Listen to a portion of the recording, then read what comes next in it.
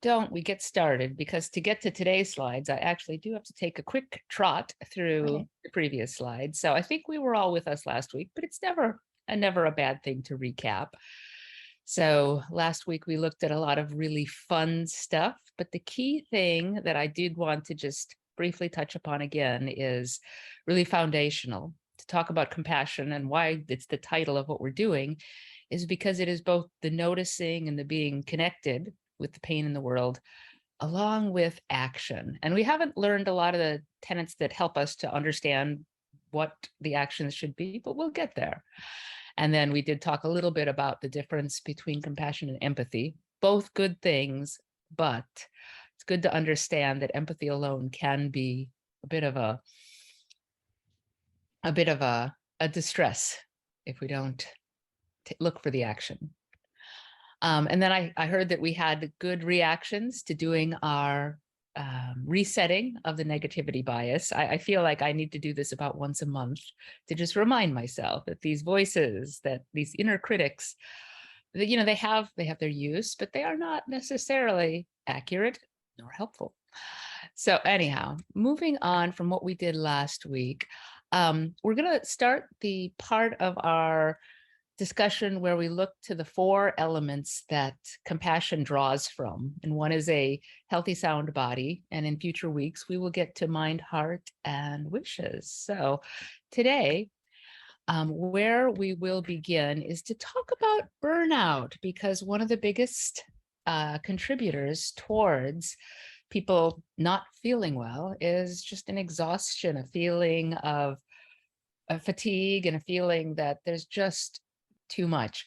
And so a lot of the things I'm going to present today are from a researcher, a foundational researcher in this area, Dr. Maslow.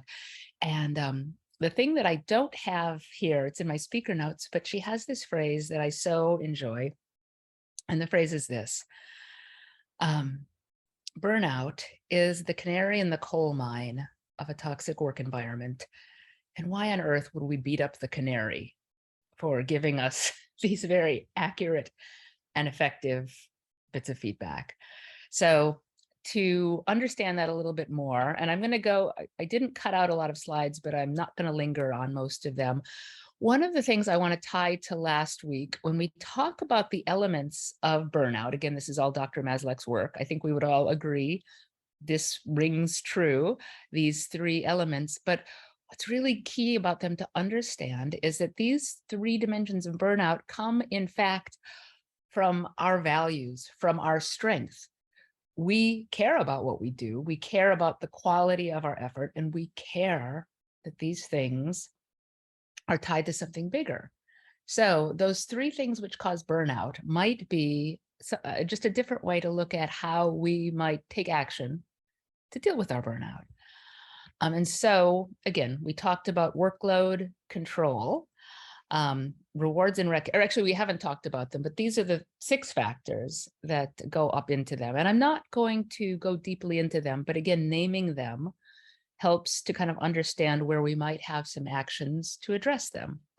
So again, happy to talk in greater detail about all these, but I think as we look at them, we can agree this all kind of makes a lot of sense. And here's the other 3 factors where we talk about, community and then fairness and values. So this is where I'm going to skip through a lot of the next parts because they, again, this is more for if we're going deep into compassion as opposed to some of these things we would linger, but we're just going to talk about this one in particular, about how all the things that lead to burnout have a common connection in that they get very, very deeply, for those who follow the Maslow pyramid of hierarchy, safety is at the key of it. And compassion is a way to tie our values back towards a way of making ourselves feel safe and therefore healthier. So the rest of these have a lot of speaking points. Oh, hang on, I might have taken them out. These are our key slides.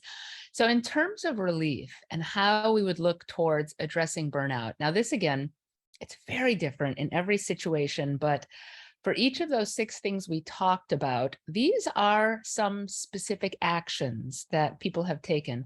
And again, this 15-minute sessions that we're having, they're not meant to be interactive. They're not meant to be team exercises, but for times that come up when you might be with your team, when you might be discussing these things, what is a typical exercise is for the team to say, let's just talk about one of these. And typically either the leader picks one or they do a little Zoom chat and they vote to pick one. And within every one of these 6, there's usually some very small, skillful actions that can be the baby steps towards regaining some factor of control, some factor of addressing some of the root causes of the burnout. So again, I put this out here pretty quickly. I know we looked at a few things that I assume everyone agrees with. But again, this is just a very key concept that burnout is very real. It is caused, it causes so much distress because it is tied into our values, our identity of ourselves. And in terms of, taking the paths to relieve, some of these things you can do on your own, which is why I thought it was great to share with this group. So for example, the client I'm at right now, which admittedly is not an EM client, they actually they have very strong commitment to community, and they have all of these opt-in activities where you can say, hey, I want to do something this weekend, and you can look at the opportunities and you can do something where with your coworkers, you take a chance and give back. And I know EM has done that in the past too, where they, for the consultants, have said, hey, let's do something together that lets us take action on this. And again, these things are not cure-alls. They are not silver bullets in and of themselves, but they are ways that when you're feeling just overwhelmed, as if there is no action available to you, just the single smallest action can sometimes be a turning point, be a moment of relief. And so that's why I offer them here. So again, not going to do this exercise here, but what we are going to do here is when your body is overwhelmed, and here at lunchtime, this is a nice time to do it. What I do in this 6-week session is there are 4 types of meditation that have been very proven to be effective, both in compassion and other practices. This one is the essentials of a mindfulness meditation practice where you kind of rewire your body's reaction to stress and overload by, it's very simple. It is a paying attention to the present moment. It is without judgment, but with awareness. And then just recognizing the changing nature of things. And again, we use the term anchoring. And so a lot of people will use the breath to anchor. I actually find it's very useful to start with the feet because they are such a concrete part of the body. And there's a lot of parts of the body that you can't actually call awareness to. Like, say, for example, you ask somebody to bring attention to the feeling in their elbow. It's not really a very effective part of the body. Whereas the foot, you can flex it, you can wiggle your toes. So a lot of times when I'm either feeling triggered, more on that next week, or just overloaded, bringing attention to the soles of the feet, the toes of the feet, maybe the flexing of the feet and ankles can be a starting point where you're anchoring back into your body. And then that's when I like to call attention to the breath. So if you guys are open to it, I don't know how we're all feeling right now, if we're feeling burnt out, it's only Tuesday, so maybe we're still feeling pretty peppy in the week, but we are going to spend the next 3 minutes paying attention to these aspects of the mindfulness practice. So wherever you are, let your eyes close, or if you like eyes open, just have a soft gaze. As mentioned, bring your attention down towards your feet. And then we're going to do a little scan, just scanning up through the ankles, the legs, up through our seat, up through our torso, passing by the lungs. We'll be back. Relaxing shoulders, relaxing the face. And now bringing attention to the breath, feeling the rib cage expand as you breathe in. Feeling the belly soften as you exhale. Let's do that 3 more times. First, paying attention to the sound of the breath. On the exhale, paying attention to the sensation, the feeling of the breath coming out. On your next inhale, paying attention to the taste that's in your mouth. On your exhale, pay attention to what it might look like if you could see your exhale. And now for this next one, just bring your hands up towards your face, and on your inhale, notice what you can smell, what you can take in. So we have noticed lots of parts of our body. We have noticed our senses. And now noticing the breath, noticing any feelings that might have arisen during this attention, this anchoring to our body. And now I'm going to notice if there is any place in our body that feels any particular sort of tension.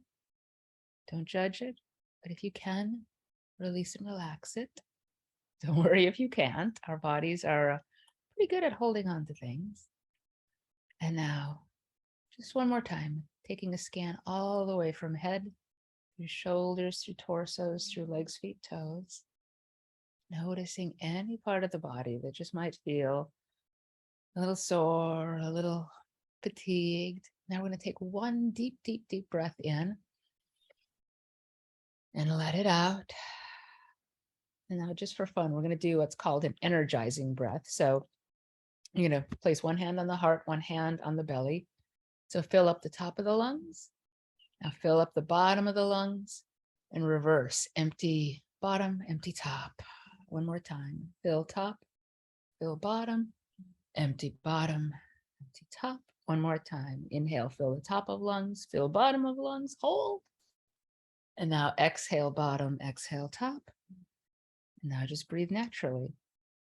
So it's just been a whole lot of time in the body, in the breath. Hopefully it did give a little bit of relief if anybody had been feeling burned or stressed out. These are very quick practices, more to underscore the concepts that we're introducing.